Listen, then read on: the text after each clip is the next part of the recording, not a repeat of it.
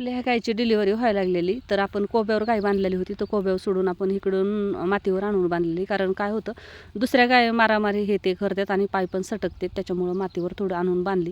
15-20 मिनटंच झालं गाय बाहेर आणून बांधली की गाय वेलेली आणि गायीनी सुंदर अशी कालवड दिलेली. ह्या वर्षात म्हणजे तिसरी ही गाय आपली वेलेली, तर तिन्ही पण गायनं आपल्या कालवडी दिलेल्या येतात आणि तिन्ही पण कालवडी अशा सुंदर अशा कालवडी येतात. तर एक वेल्यानंतर आहे ना अर्धा तास आहे ना ह्या वासराला गायीच्या पुढंच ठेवू आपण चाटण्यासाठी.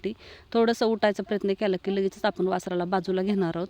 कारण काय होतं, वासरू जर का सारखं पुढं राहिलं ते गायीचं चारा खाण्याकडे किंवा पाणी हे पित नाही गाय, त्याच्यामुळं आपण एक अर्धा तासानंतर लगेचच वासराला म्हणजे गायीपासून बाजूला घेणार आहोत.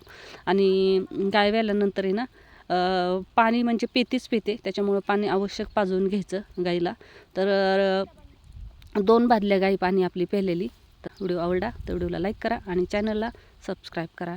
धन्यवाद.